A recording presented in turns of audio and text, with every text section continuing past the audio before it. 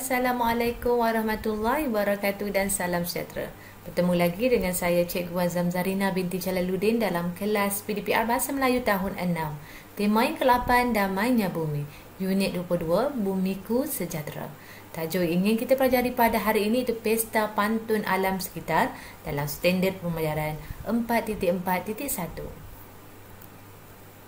Dari segi standard kandungan 4.4 ini, kita akan melafazkan dan memahami puisi dengan intonasi yang betul menggunakan bahasa yang indah secara didik hibur. Dari segi standard pembelajaran 4.4.1 ini, kita akan melafazkan puisi dengan sebutan yang jelas dan intonasi yang betul serta memahami puisi tersebut. Dari segi objektif pembelajaran, pada akhir pengajaran dan pembelajaran, murid dapat melafazkan 4 rangkap pantun dan menyatakan 3 maksud setiap rangkap pantun dengan betul secara individu. Dari segi kriteria kejayaan, murid dapat melafazkan sekurang-kurangnya 3 daripada 4 rangkap pantun dan menyatakan sekurang-kurangnya 2 daripada 3 maksud setiap rangkap pantun dengan betul secara individu. Baiklah murid-murid, ini ialah paparan teks tentang Pesta Pantun Alam Sekitar yang terdapat dalam buku. Seperti biasa, aktiviti yang pertama kita perlu membaca dan memahami teks. Ya, kita akan bacanya bersama-sama. Kamu boleh ikuti pembacaannya di rumah. Pesta Pantun Alam Sekitar. Sekolah Kebangsaan Taman Kencana mengadakan pertandingan berbalas pantun bersempena dengan Minggu Alam Sekitar dan Teknologi Hijau.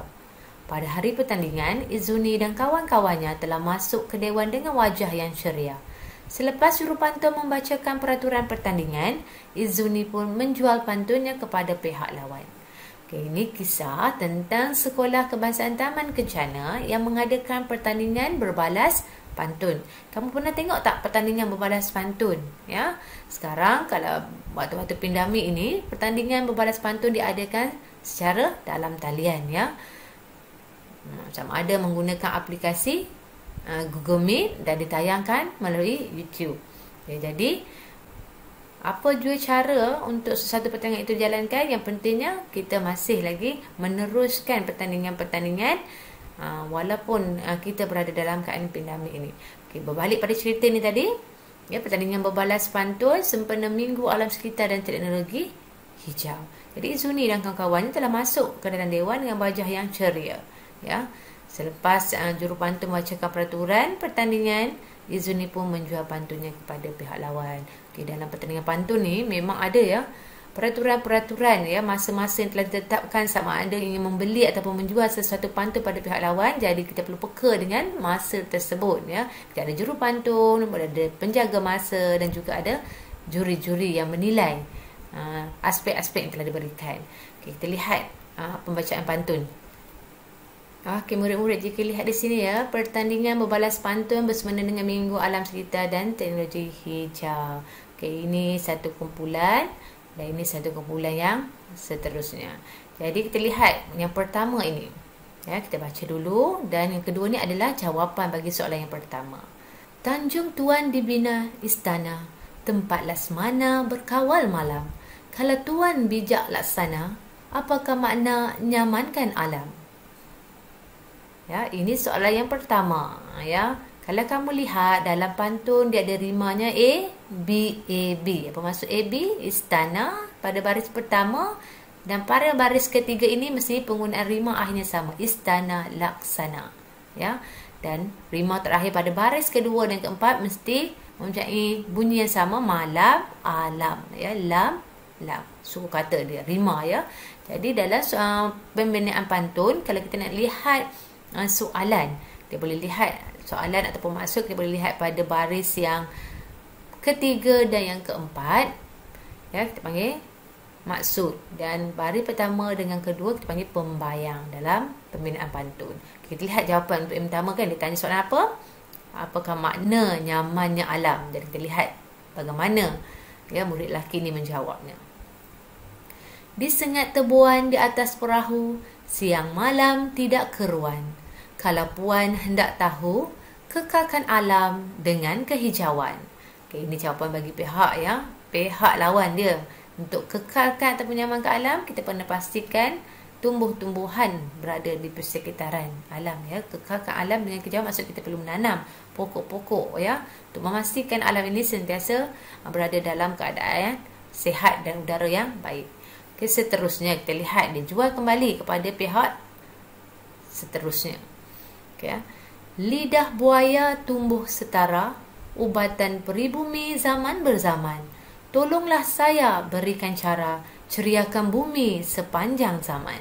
Ya, soalan di sini kita lihat dia minta pihak lawan, ya, menyatakan cara untuk menceriakan bumi, ya, sepanjang zaman, maksudnya selama-lamanya. Kita lihat apa jawapan, ya.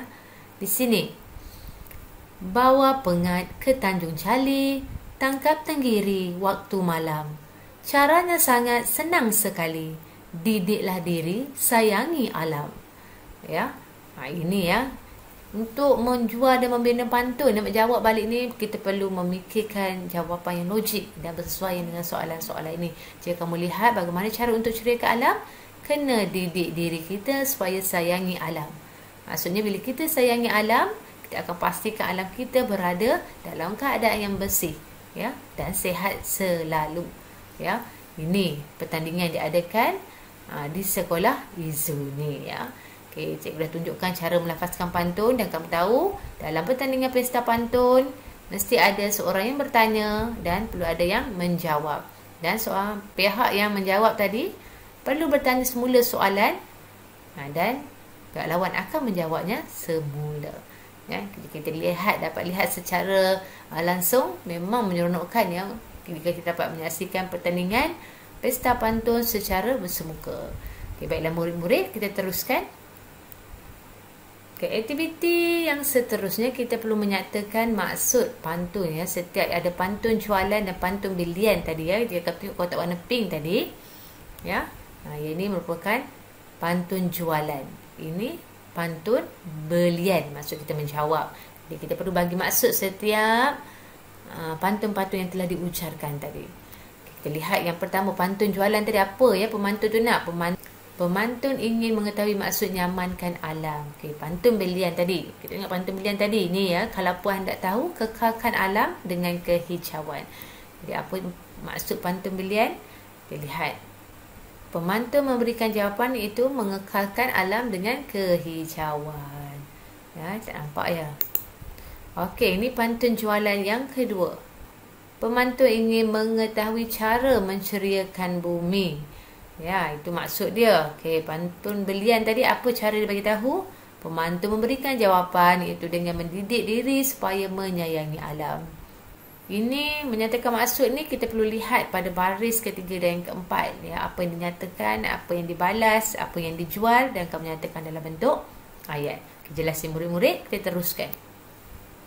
Seperti biasa, cikgu ada menyediakan latihan interaktif, ya, word game, ya. Ini berkaitan dengan pantun alam sekitar. Kamu boleh padamkan pantun inti untuk melengkapkan pantun dalam bentuk rangkap, ya. Kamu lihat rima akhirnya. Kamu boleh padankan dengan maksud yang bersesuaian. Okay, murid-murid lihat pada rima akhir setiap baris. Kemudian kamu padankan juga dengan baris pertama dan ketiga perlu sama dari segi rima akhir. Begitu juga baris kedua dan yang keempat perlu sama dari segi rima akhir. Okey. Nilai murni kita pada hari ini sifat bertanggungjawab. Sifat bertanggungjawab ini bermaksud, ya, kita perlu menjaga alam sekitar kita supaya ia kekal kelestariannya dan sentiasa berada dalam keadaan yang sihat. Kerana kita menduduki bumi ini, kita memerlukan udara dan persekitaran yang bersih. Jadi, bagaimana cara untuk kita memastikan kita dapat semua itu?